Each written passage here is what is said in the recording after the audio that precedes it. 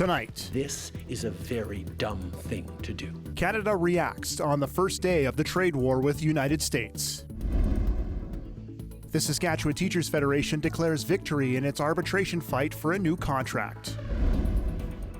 And iconic Saskatchewan artist Victor Cicansky passes away at age 90. This is CBC Saskatchewan News.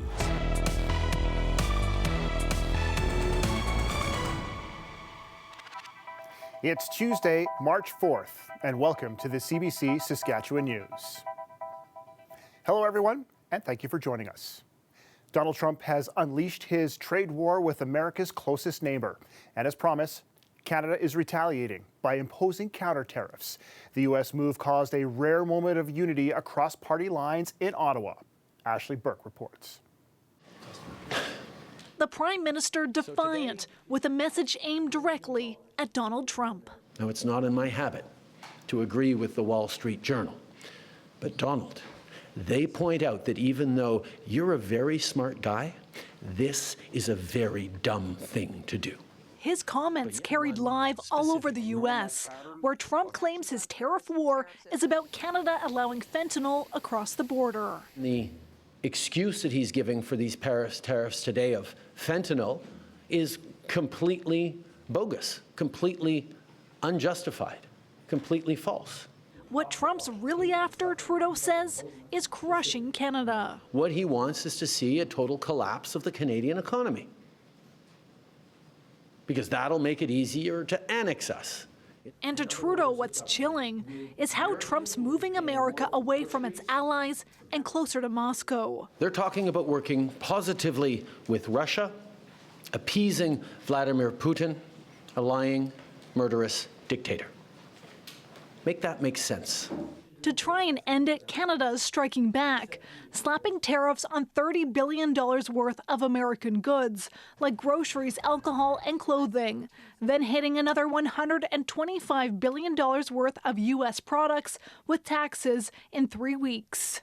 President Trump stabbed America's best friend in the back. The Conservatives leader says the money the government collects from counter tariffs should go into Canadians' pockets. Almost every penny of the tariffs collected should go to tax cuts, with a small sum set aside for targeted relief to workers hardest hit by the trade war. But the NDP is calling for immediate relief. If you cut someone's taxes, they have no income, what's the point? I'm talking about getting people the protection in place that they need so they can actually survive. The Prime Minister says this tariff war is going to hurt Canadians and is promising to expand EI benefits to help, but isn't releasing details yet. Trudeau also says the government plans to challenge what he calls America's illegal actions. Ashley Burke, CBC News, Ottawa.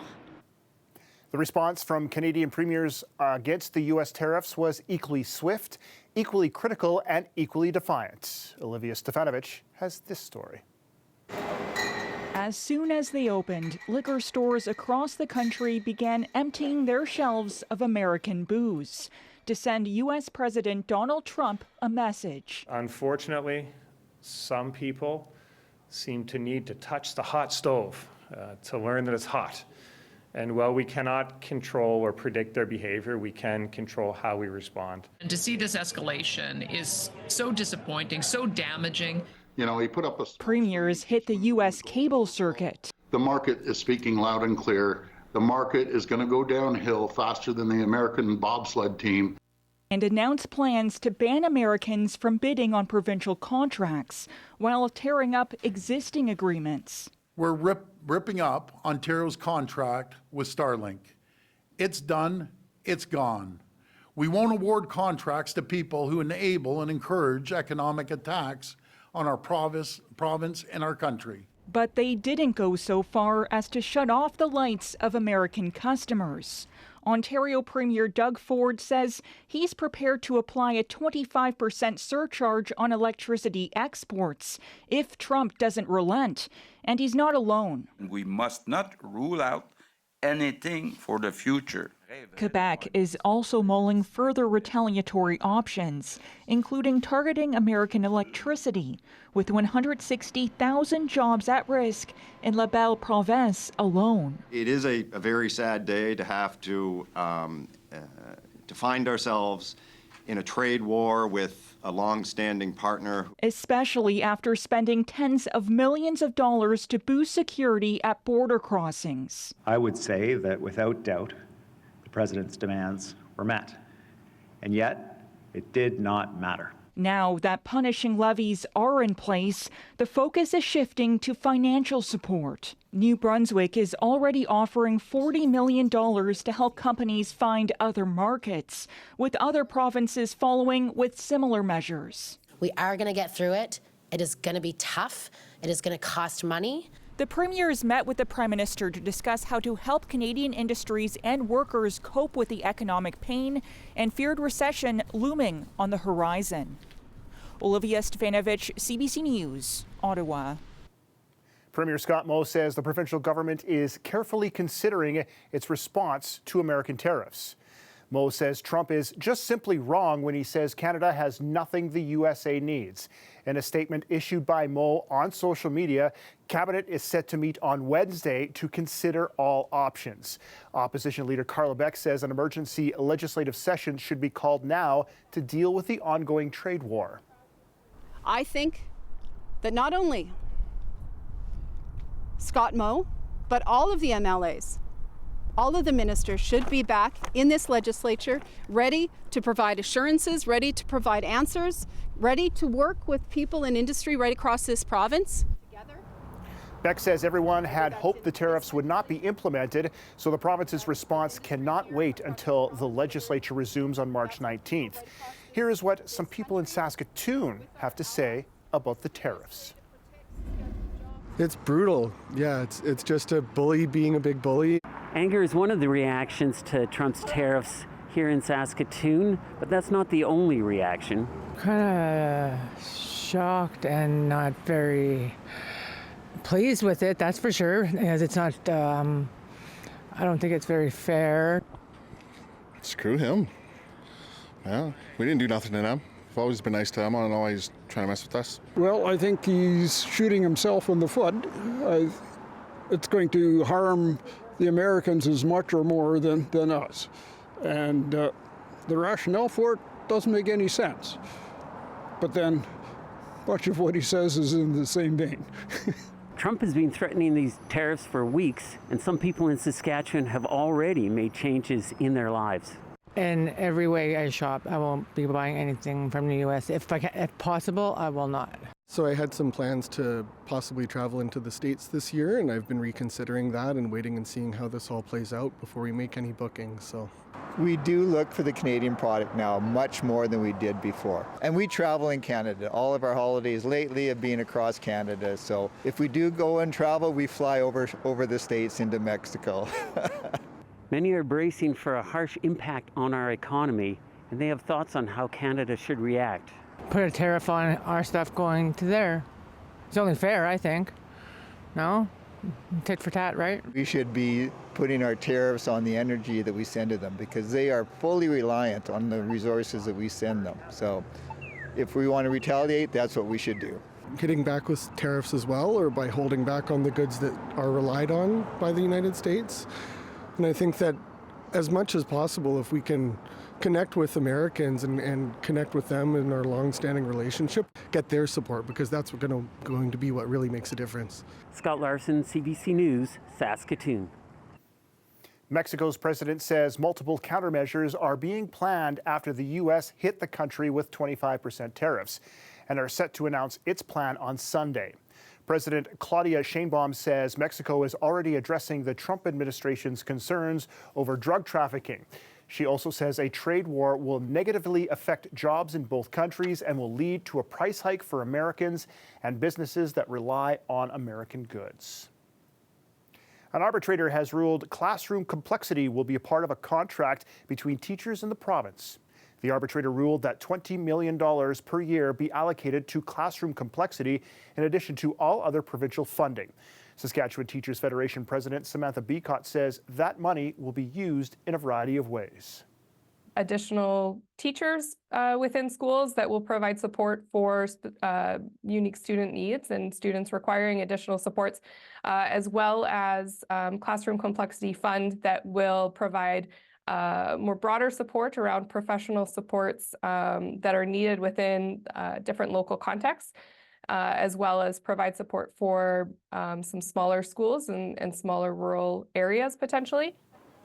The deal also includes a 9% raise over 3 years. In a statement, Education Minister Everett Hindley says the government is pleased with the report, and it says it's largely in line with the previous tentative agreement. A brisk day for a walk along the river landing in Saskatoon, and the melt is continuing here and across the province, and temperatures are rising as the week goes on. So how are things looking as we move towards the weekend? Well, Ethan Williams will be here to tell us about it after the break.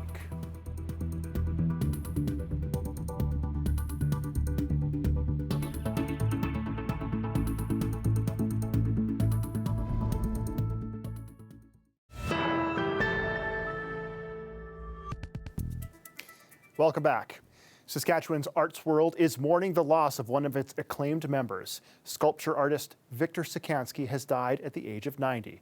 His work has been displayed and recognized across the country and around the world. Ashwarya Duda has more. It was all playful and serious at the same time. Famous Saskatchewan artist Victor Cicansky is leaving behind an inspiring legacy. Another well-known Regina artist and friend describes Cicansky as a playful, honest, and down-to-earth storyteller. He was a gardener, and he didn't have to go very far for subject matter, but he made the subject go to a different level. Born in Regina, Cicansky is known for his sculptures inspired by everyday gardens and incorporated fresh and canned vegetables, ceramic trees, and shovels. I think that he took that love of the daily things and shared it with people, and people recognized that. Cicansky also achieved international acclaim for his work. He was given the Order of Canada and was a recipient of the Saskatchewan Order of Merit. He also received the Saskatchewan Lieutenant Governor's Award for Lifetime Achievement in the Arts. But his most prized possessions, especially the smaller canning jars, people would grab them up right away. I haven't had one in ages. People just love them and are always looking for them. The former curator of Regina's Mackenzie Art Gallery says what makes his work unique is how people can live with his art. Some works, people put above their sofa in their living room. Vic's works were in the kitchen. There'd be a sealer beside a real sealer. Or a table, these beautiful bronze tables that appear to grow out of the ground. He will continue to inspire me for the rest of my life, I know that. You can find Cicansky's art across Saskatchewan at a gazebo at the Grow Regina Community Garden, even here at the CBC building in Regina. It's also at the Sturdy Stone building in Saskatoon and in public and private collections across the country. Ashwarya Duda, CBC News, Saskatoon. The Prince Albert Police Service says a recent investigation has taken a significant amount of illicit drugs and guns off the street. 2 men were arrested and are facing numerous charges. Police say the men were involved in a large marijuana grow operation outside Prince Albert. Along with the marijuana, police seized large amounts of cocaine, magic mushrooms, and MDMA. They also seized illegal rifles, shotguns, handguns, cash, and drug paraphernalia. They say this bust is an example of investing in policing and its impacts on the community. Saskatchewan anglers are being reminded, if you haven't already, now's the time to take ice fishing huts off frozen lakes.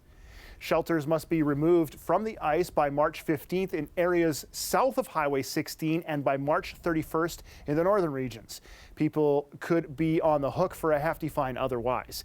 This year's ice fishing season closes at the end of March in the south and central areas and mid-April in the north. Shelters are not allowed to be left or abandoned on the shorelines.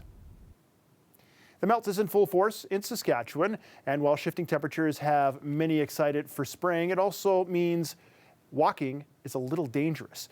Laura Sharpaletti headed out with her dog Lucy to try to navigate Regina's residential streets.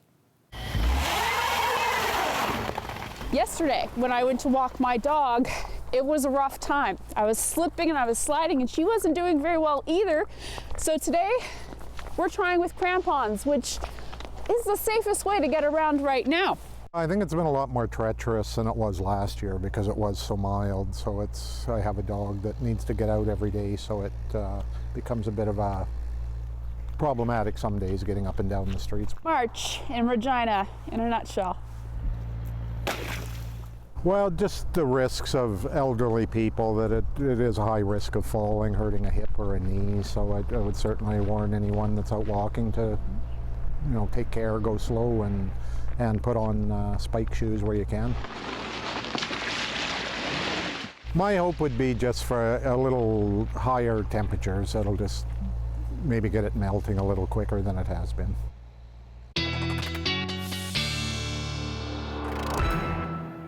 Ethan Williams joins me now for a look at weather, and you're taller in person.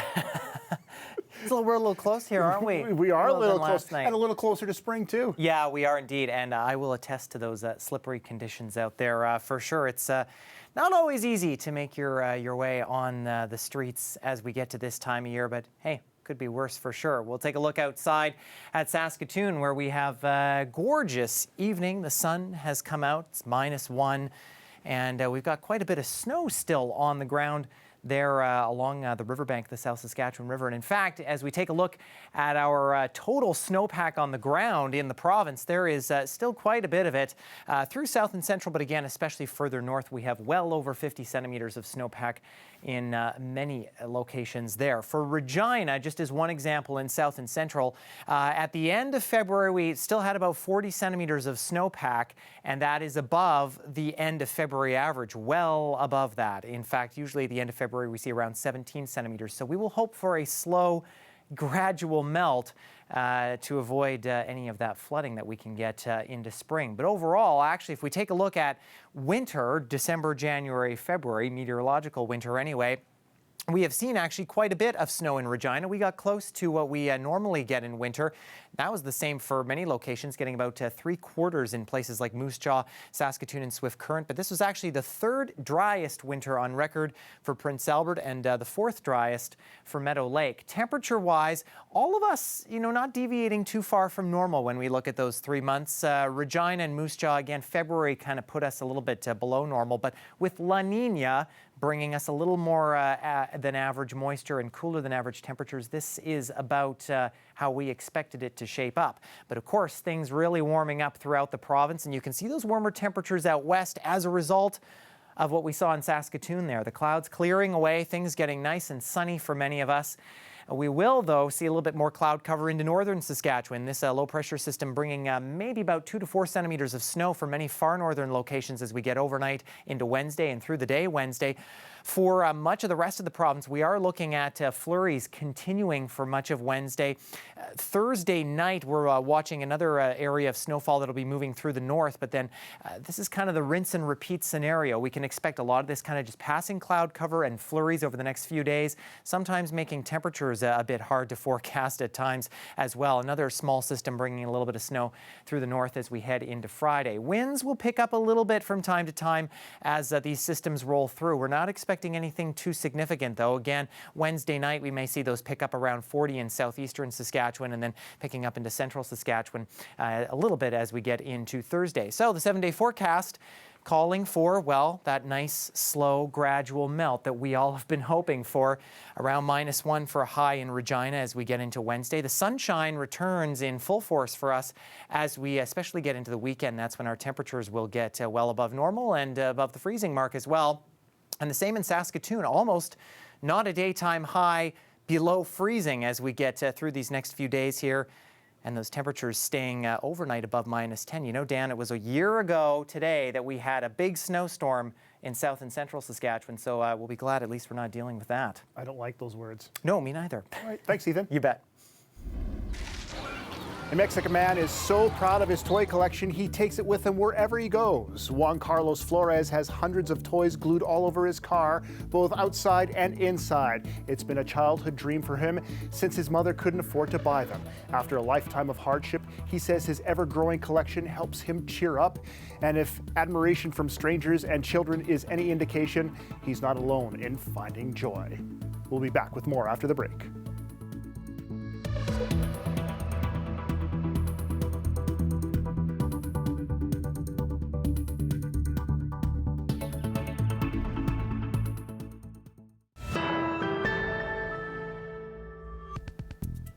Regina homeowners might see a hefty tax increase as part of this year's city budget. The City of Regina has proposed a mill rate increase of 8.5% and a utility rate hike of 5.8%. For the average homeowner, that would mean another $27 added to their tax bill. The city says the increases are needed to maintain services and compensate for years of much lower rate increases. Growth will pay for itself, so new residents and new hookups will generate more revenue, obviously, through volume. But the increases to the mill rate essentially are reflecting us renewing the infrastructures to make sure that we're ready for the city as it grows and continues to grow.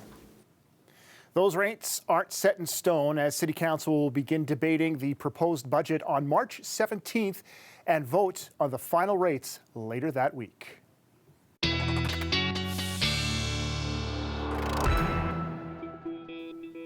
Didn't scare him away. Ethan Williams is back with another look at weather. How's it looking? You know, we've seen a lot of fog these last few nights. You know, things warming up a little bit. Still getting cold at night. We got all that moisture from the melting snow. Definitely something we're keeping an eye on for as well tonight. Let's take a look at what our overnight conditions will be, especially through central Saskatchewan. I think is where we're going to be seeing that fog. Overall, I think especially for southern Saskatchewan, we'll be keeping that cloud cover in place. Maybe a little bit of clearing through central areas, though. Temperatures kind of hovering around -10 or so for overnight. For northern Saskatchewan, of course, a little bit of that snow going to start to move in, especially for far northern locations. That'll be with us as we head into the morning. Pretty quickly moving out, though. I think some eastern sections, including La Ronge, Pelican Narrows, Cumberland House, could still be seeing a bit of that snow as we get to the noon hour, and some lingering flurries near the Manitoba border as we hit 4 o'clock or so. But some sunshine coming out if you're closer to the Alberta border, and those temperatures warming up nicely once again. For south and central, again, I think we're kind of stuck with this hit and miss cloud cover with some possible flurries. Not much accumulation expected here as we get into the day on Wednesday, but those temperatures getting a little bit warmer, near the freezing mark or so for many of us, and the winds behaving themselves, Dan, overall. Usually we get into March and things pick up a little bit as we get the warmer conditions, but not the case here. Yeah, it's a good thing, but I also miss cross-country skiing. It went from cold to not cold. Yeah. Are we going to get anything? I think we're watching next week the possibility of maybe a little bit of some precipitation, but hopefully that'll fill in those bare spots. And then you owe me a cross-country ski. We will go, and some soup afterwards. Love it. Thanks, Ethan. You bet. And that's all we have for you for now. Thanks for watching, and join us again.